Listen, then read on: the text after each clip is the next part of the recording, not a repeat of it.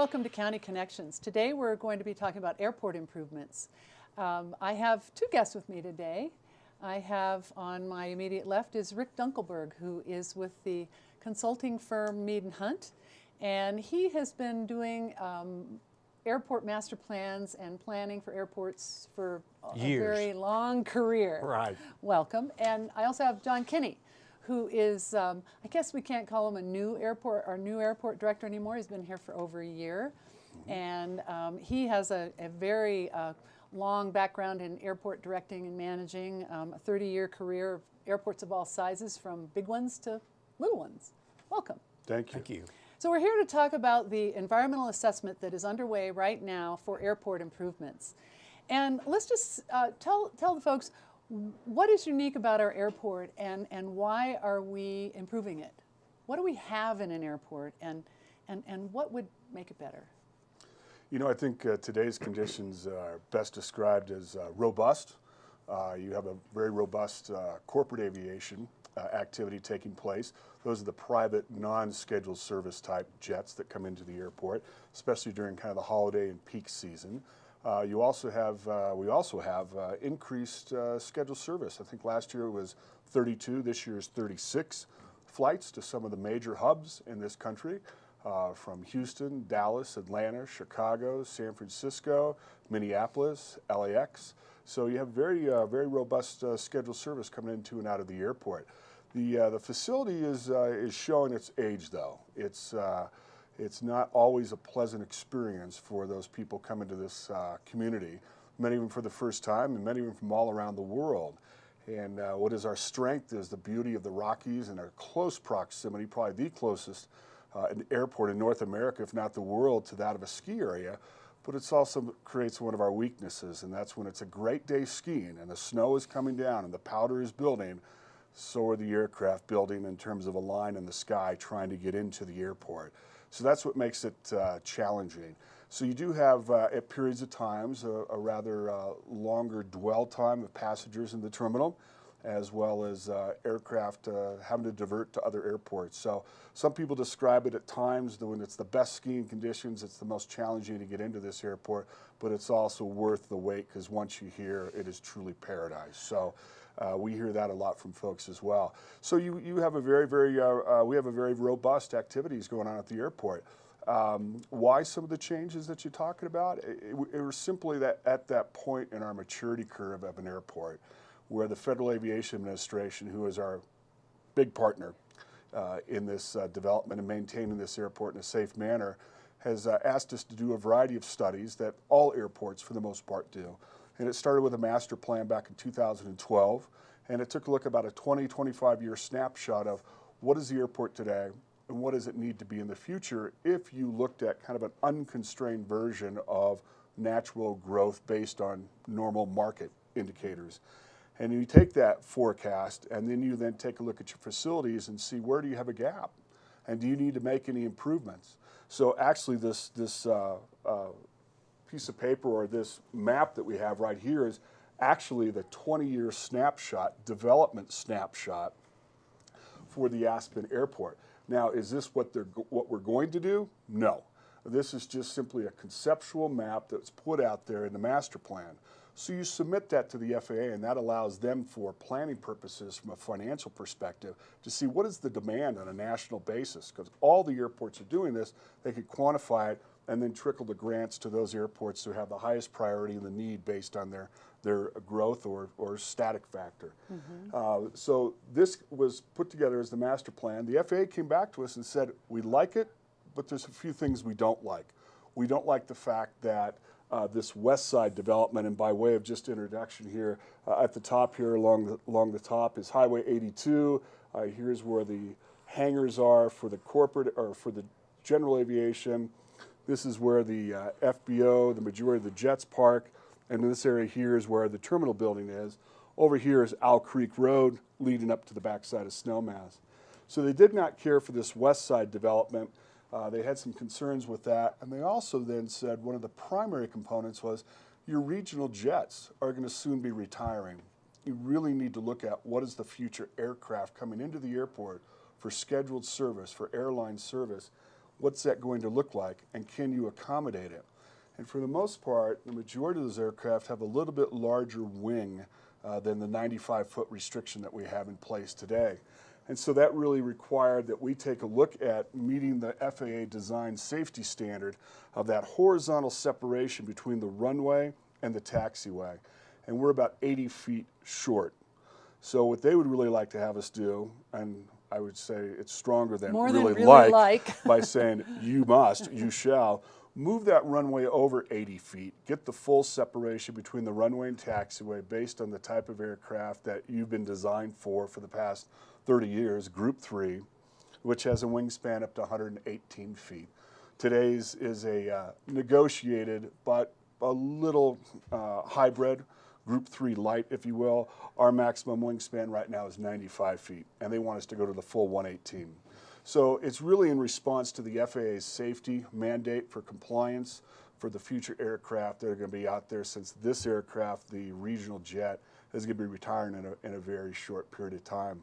So we're getting ready to enter into an environmental assessment and getting ready to really engage the community by telling us what the scoping, what are the issues we should study, and then going through a robust community engagement to really flush out some of the issues. But it's a very functional airport, it's a safe airport, but it is busting at the seams, and it's time to modernize a few things. Now let's talk about the EA, because we are involved in an EA. We've done the master plan. Correct. We've looked 20 years down the road. We've identified the terminal as a weak spot, and we've been told by the FAA that the runway needs to be reconfigured. Now we're in the EA, and this is where Mead and Hunt comes in. Correct. And Yes. your experience. What's unique about the EA with the Aspen Airport? We like to think of ourselves as unique in every way. So what And is obviously we are here, yes. Well, first let's talk a little bit about why we're doing an EA and why it's required. The National Environmental Policy Act requires that any federally funded, permitted, or approved project needs to prepare an analysis and a study to identify the environmental impacts that could potentially occur if a project is moved forward. As John said, the FAA approved part of the airport layout plan as part of the master plan. However, that is approved contingent upon an evaluation of the environmental effects. And so that's what we are preparing now, is we're identifying the environmental impacts, positive and negative, of the proposed projects. The terminal building reevaluation and building, and the shifting of the runway. The EA looks at more than just, quote, environmental, what people think of as environmental. We look at socioeconomic, we look at financial, we look at any type of growth inducement, things of that nature, in addition to your naturally occurring natural resources type elements that we'll be looking at. This particular EA is unique in several ways. One is that we are looking at two distinct projects which could be developed independent of each other. So we are combining those two distinct projects into one giant EA, looking at those. The Board of County Commissioners, in asking us to evaluate the environmental impacts, have also decided that they want a more than robust community outreach, community involvement process. So we have a series of public workshops, public meetings, committee meetings planned throughout the process. And as John said, we are in the beginning phases of actually evaluating the environmental impacts, which means we are evaluating and holding scoping meetings to help identify those resources which the public is really interested in us evaluating. So we can really narrow our analysis down on a lot of things. Identify some of those environmental impacts, because the ones I think of are the spotted owl kind of environmental impacts. Right. But what are the other ones? Socioeconomic, the positive and the negative. Could you name some? Yeah, there's the ones that everybody talks about: noise, air quality, pollution elements, and then there are the socioeconomics. Okay, what are the positive benefits to the community of doing these improvements? What are the dwell times within the terminal building? How comfortable and efficient is the terminal building? Are we getting any more efficient roadways? Things of that nature. From an aircraft standpoint, are the aircraft in the future going to be quieter? Are they going to operate more efficiently from an air quality analysis. So those are all things we're looking at. Will there be growth induced just because of what we're doing here? Will more rooms need to be permitted in the valley? Things like that. Now, these are all questions that we do not have the answers to yet. That's correct. But we are launching into it, and we will be getting these answers over how much time will this take? It normally is going to take 12 to 18 months, but because of the community outreach programs we have, it may be closer to the 18-month time frame, because we want to solicit as much community input as we can as we go through the process. And the community has already been asked for comment so far in this process. It seems like every 2 to 3 months we're going back into the community and saying, okay, here we are, we're presenting you with some more information. We have gotten to the point in this process so far that we've actually seen concepts for a new terminal. That's correct. And the Board of County Commissioners has approved 2 concepts, which will be the ones that are studied going forward. Yes, and that's another unique aspect of this particular environmental assessment, is that normally we only look at the footprint of a terminal building. However, the Board of County Commissioners was very concerned about how the public would perceive the new terminal building, and they've asked us to develop certain concepts for the terminal building as we started this process. And you're absolutely correct. We've been through a several-month time frame where we have evaluated the different concepts. The Board of County Commissioners has now directed us to carry 2 of those concepts through the evaluation process. And so that is very unique for any type of environmental assessment. Now, talking about the terminal, what is your vision for a terminal based on what you've seen happens here during the busy times, the snowy times, the sunny times? What is your vision for what would be a great terminal facility here? You know, Pat, before I answer that, let me go back to the previous question that you asked. Rick gave a great list, and he also talked about the community involvement. And one of the things that we heard out there specifically towards from the community was, please study the traffic component. How much more vehicular traffic is going to be added to Highway 82? What is the rental car component going to do? And how can we have multimodal and busing, which the BOCC, Board of County Commissioners, is also interested in having a study. So there'll be an option of taking a look at a multimodal busing operation as well. So just some pretty unique aspects to this environmental assessment. But you know, to put that effort a little bit into context, because you're right, it was confusing to the community. I kept saying, no, this is our 3rd meeting now. Why are we meeting on this? If you push rewind and go back about 18 months ago, and you take a look at the totality of the improvements that were shown on this previous graphic, there was really 2 environmental assessments that were originally targeted to be launched. And they were about 9 months staggered in terms of their start time. People kept saying, well, why do you want to have 2 separate? Why don't you combine them into one? You're confusing us. It's kind of the chicken and the egg. So we heard that loud and clear, and we went back to the FAA, and we made some adjustments, made some economies of scale by rolling 2 environmental assessments. As Rick was mentioning earlier, there's 2 purpose and needs that coming out of this. And we rolled 2 environmental assessments into one. We also said, you know, we can't do a development of this size for this size airport. This is a big project for this size airport. So the west side development is now still on the radar, but off the immediate planning horizon for what's happening in the environmental assessment. That's 10, 15 years down the road in terms of that west side development along Owl Creek Road. So Owl Creek will have minimal adjustments and all within the right-of-way, existing right-of-way. So now we've really focused on one environmental assessment, 2 aspects: terminal building and the associated egress, ingress, circulation, parking elements for the traffic, and that of the runway, moving the runway over. So now we're really narrowing in those 2, as Rick said, 2 scenarios being brought forth via the BOCC's approval to take out into the community and start the dialogue. Right. So that's kind of the context. I hope that helps in terms of some of the viewers understand, wow, now what are we doing? Yeah, yeah. But in terms of the vision of the terminal building, you know, first and foremost, it needs to be safe. It needs to be efficient. It needs to take into account the passenger experience. Airports compete, and there's a lot of people who travel all around the world and all around throughout this nation, and their sampling is very robust. And they come back to Aspen and are like, well, why don't we have enough plugs? Why don't we have this? Why don't we have better choices for food or for retail or for the ability to hold a meeting. I mean, there's just a variety of creature comforts, if you will, that people are very used to, that the rest of the nation may be getting ahead of us. And that's true for every airport becomes outdated. But that's something that we're really looking at for this terminal building.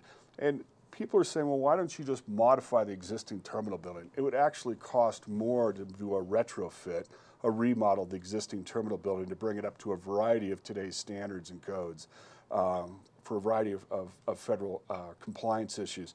So starting from scratch is a much better approach. And if you really had an opportunity, and we want to create this for the community, bring them behind the scenes, take them into the kitchen of their favorite restaurant, and show them some of the pains and struggles that our tenants and our stakeholders who pay tremendous amounts of rent to us, they really have some really challenging operating conditions. There's one, our largest carrier, for 175 people share one slop sink that you would use probably in a mud room into your house. And whether they're emptying the lavatories and coming in to wash their hands or doing their dishes or preparing their food, that's the sink. And for us to run a new water line in there is over $100,000. It's just one indicative of example of how antiquated, outdated, useful life has reached its peak. It's on tilt that terminal building is at right now. So it's really time to build a new one, give it the impression that the community coming and going into this great resort community has, because it's their first impression and it's their last impression of this community. And right now, I think we're a little out of sync with the rest of the community in terms of that passenger experience given our existing terminal building. Let me just expound on that a little bit. The environmental assessment that and the public has asked us numerous times, where does the terminal building fit in the environmental assessment and when's it going to be constructed? The EA will look at the footprint and the land area that the terminal and associated parking and roadways, which John talked about, will cover and what the impact of those will be. Subsequent to the approval of the environmental assessment by the Federal Aviation Administration, then the actual design of the terminal building will start. And when we actually get down to designing the terminal building, there'll be numerous opportunities for the public to again have input and express what they'd like to see in the terminal building. And as John said, that's where we'll really look at all these more finite details on how the terminal will be developed, what it'll hold, how much space it'll be, what the materials will be, but that's the next study down the road. And that's 18 months down the road. Yes. Right. Now what about the runway? Why do we have to move the runway? Why? To meet the FAA federal safety design standards for airports. You know, you can take an airport like LAX, and it was originally designed around the DC-6, a 4-engine prop aircraft. And they have had to spend hundreds of billions of dollars, obviously a much different scale, but the theme is that the FAA is going back to those airports and saying you need to do any developments, need to bring up to speed to today's safety standards, the airfield geometry of separation between runways and taxiways, the distance that buildings are set back from where the aircraft land on the runways, to the width of the runways, to the width of the taxiways, to the width of the taxiway connectors. They want uniform geometry out there, and that ensures the highest degree of safety for the flying public. And the FAA is somewhat of a reactionary agency just by its very nature as aviation is, and it takes accidents, unfortunately. So these lessons learned are based on the fact that they have had accidents around the country where runways and taxiways are too close, overrun areas off the end of the runway, which is not our issue, have caused fatalities and accidents. And so the FAA is going throughout the country, and it was mandated by Congress for the end of the runways to meet those standards after there were several high-profile accidents, especially one at Chicago Midway involving Southwest Airlines. So it's just a natural evolving safety standard that the FAA is embracing and equally applying to all airports. You must prove that you cannot meet the safety standard. We did a study after the master plan called the Air Service Development Study and clearly showed we could meet the safety standard. Therefore, the FAA is saying we will provide you with basically 90% funding for this project, and we'll move this forward, but you need to meet safety standards so that you can operate to the highest degree of safety, not only at Aspen, but in the safety network throughout the nation. We don't want you to be a one-off. We want you to be part of that system. And it's very important to understand that the FAA is not calling out Aspen, Pitkin County Airport as an individual. They're doing this at every airport, as John said, in the country. They need to have uniform standards. And as aircraft evolve, then the standards need to evolve with those. And we need to be able to meet those standards. Now the subject that comes up and is we've been talking about is larger aircraft. You know, we were very proud of our 95-foot wingspan limit for many, many years in Aspen, and the airline industry is changing. The community has told us they are concerned about how big is big. Mm-hmm. What are we talking about in terms of once the wingspan goes to 118 feet, what kind of aircraft does that include? You're exactly right. It was the #1 question during our coffee chats. You and I attended almost all of them together, right around 12 in the community since being here, and that clearly was the concern that the folks had. The simple fact of the matter is we don't know if this means larger aircraft in terms of the 737 type Airbus, A319, A320 type aircraft. We don't know. Is the short answer. We're going to study that through the environmental assessment and really go into that and study whether it can operate from a performance standpoint. Again, our strength is where we are, our altitude, our beauty, close proximity to the Rockies. It's also our weakness. Several of those aircraft, including United Airlines, has told us 737 won't work. The area is too tight to make a turn. The criteria is you're coming in final approach, you're fully loaded for landing, and you lose an engine. Do you have the ability to safely full power and go around on one engine and come back around and land? Do you have the ability to do that? And they said it doesn't meet our safety standards, so no, 737 right now would not work. But we're also asking a variety of carriers to tell us what your existing fleet is and what your future fleet's going to be, and to study that and give us some feedback. So we've put that to the forefront of the study, since that is really the burning question in the community's mind. So short answer, we don't know. A longer answer, will it fit? Yes, a full Group 3 design per the FAA, 118 feet. Wingspan of a 737 or Airbus is 117 or less. So will it geometrically fit? Yes. Can it operate out of here? We don't know. That's what the environmental assessment process is. Yeah, those are two distinct questions. Will we know in 18 months? We will know to the greatest extent the airlines will be able to tell us. Right. And again, that could change in the future. So we'll have as definitive an answer as we could have at that point. Now, we've got a couple more minutes to go, and I just want to kind of wrap this up. I'm sorry, yes? just one last component. What are the majority of the regional jets wingspan larger than 95 feet? Yes, they are. So yes, it'll mean larger aircraft in terms of a wingspan, and then the 737, we already gave you that answer. And one final point of that, you were saying people are very proud of that 95-foot wingspan limitation, and they should be. That's the third one. Prior to that, it was less than that. Prior to that was less than that. And it was modified 3 times over time because the aircraft fleet was changing. This is simply the fourth and continuing chapter of, but it is the max. This is the end of this, is the final chapter. 118 is the maximum design for this airport. So just to bring it on home here, a new terminal and a new runway aren't going to solve every challenge that we face at the airport, but it certainly could make it more comfortable and continue to make it as safe an airport as possible, efficient, and operate smoothly. The public is going to have a lot of opportunity to comment, not only in this EA part of this process, but also once we get into the design phase, because that's when it's really going to get fun. That's correct. It's going to get fun, and we're going to love it. We have so many more things we could talk about, and we will talk about in future programs about some of the challenges we face and some of the things we're looking forward to in a new terminal. But right now, we just want to make sure that the public understands that this EA is going on. There are opportunities every couple of months, in person and online. We have online places to engage. We've had really good public We've had response. excellent, exactly. And we're watching this carefully, and it's going to be exciting. It's an exciting time for the Aspen Pitkin County Airport. Thank you so And much. we're excited to be part of it. Yeah, thanks for explaining it to us, and we'll be back with more information about this. This isn't the last time we'll be talking about it. Thanks, Pat. Thanks a lot. Thanks. I appreciate it.